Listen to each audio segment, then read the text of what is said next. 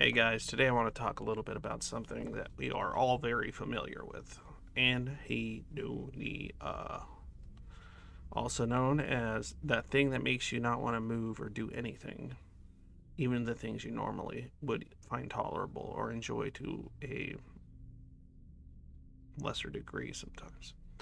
In any case, something occurs often when you get one of these episodes. Some people have like this kind of low level state of it. Some people get really, really deep spikes of this stuff, and they can't enjoy anything, like the food they're eating, the shit they're taking, whatever. Point is, they can't enjoy a single thing. Even the things that bring rare but consistent solace, a little calming, a little relaxation, a quelling of the horrors of the void. And oftentimes it feels like the void itself has taken what little you have. But it has not. And I want to clarify that to you. I want to discuss that a little bit. Now, when you have this episode, like I mentioned, Anhedonia will make all of it seem gray and boring and useless and without meaning. On a chemical level, not just on a philosophical level. Like a lot of the times it seems to be the issue, regardless of the anhedonia from schizoids. This is the trick. Well, this is the trick you're doing to yourself. Many times, let's just say your thing is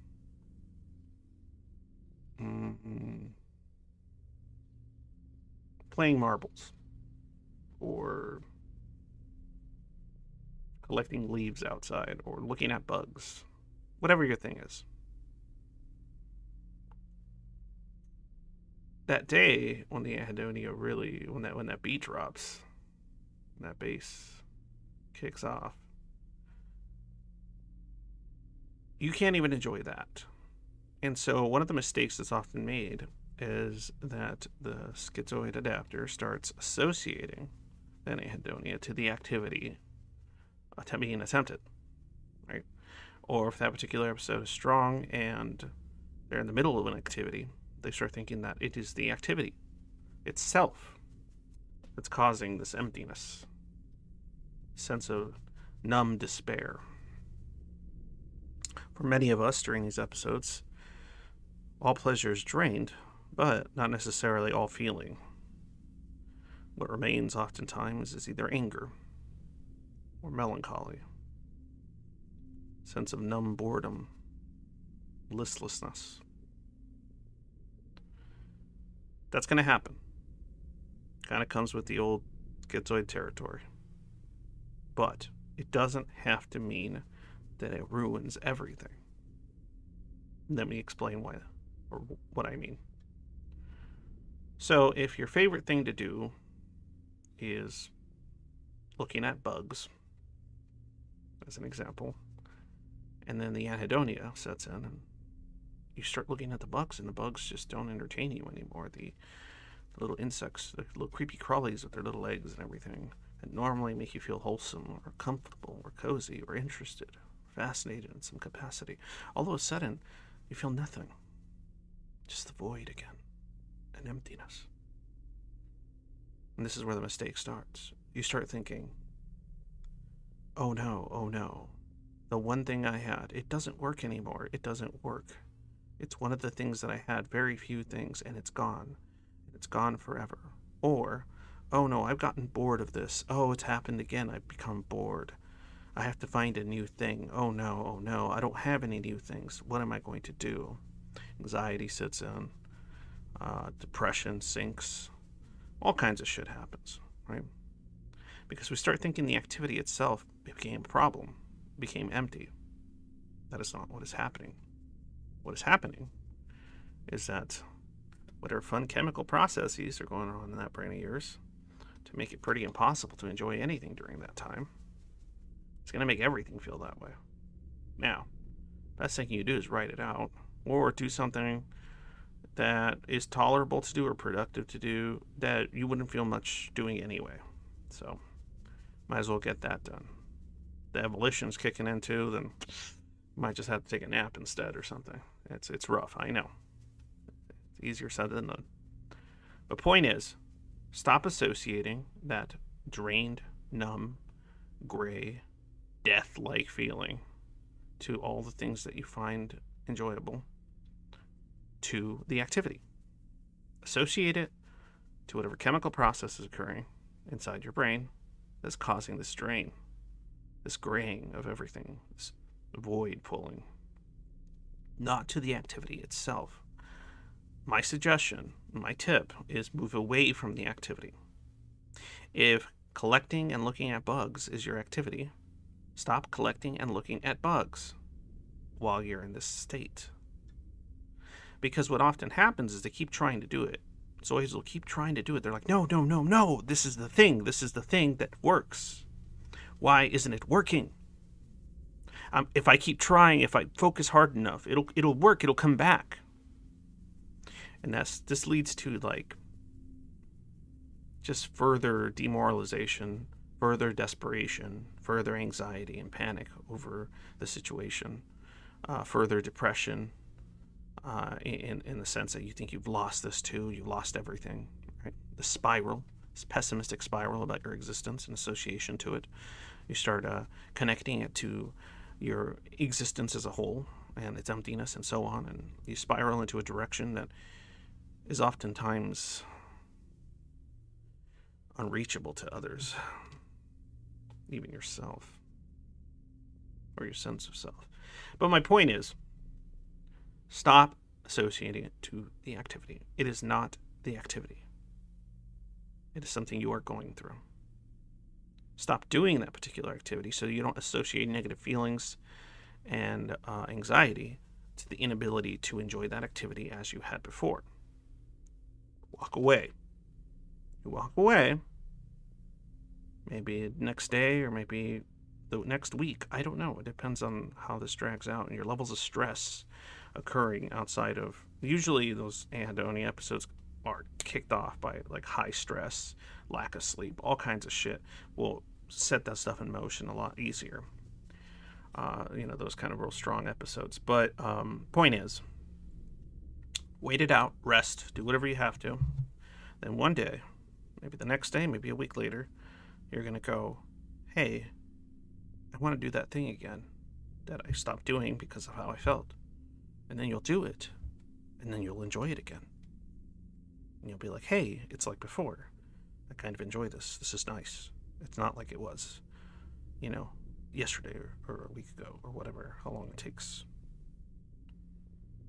And by doing this, it honestly makes it a lot easier to go through these kind of shitty episodes of this numbing kind of pleasure-draining feeling. Or lack of feeling, in some regards. And then it'll make those episodes a lot easier to manage in some regards. Still going to be rough. But at least you won't be ruining inside your mind the activities that you do have. So if you like to paint, don't paint when you're going through this. Because you're going to try to paint. It's not going to bring you much pleasure or any. And you're going to get frustrated and angry and bitter at your existence, at the world, at everything. At yourself. Sometimes it causes seething self-hatred because it's like, why? Why am I like this? Why am I broken? So on and so forth. We don't want that. We don't need that. You don't need that. So walk away from it for a while. Then go back. You'll know when to go back. Because you'll feel like, I can go back. And then you'll do it. And you'll get that old feeling again. The shitty part is when people associate it to the activity, they can ruin the activity for themselves. Like, truly. Because they'll try and they'll get mad, and then they'll associate that activity that once was tolerable or enjoyable to the anger, the frustration, the desperation, and so on and so forth. So even something simple like a video game. Say you like a video game, right? I've heard this very often from other schizoids. They play a game and they're enjoying it and they like it for a while, and then one day they sit down and play it and it's just empty again. It's just nothing. They're getting nothing out of it. And they're like, wait a minute, what happened? Yesterday I was okay. Now I'm not okay. Now this game does nothing for me. Oh, I guess I'm just bored of it. Oh, I guess I just hate it now. I guess my brain decided to stop enjoying it, or something like that.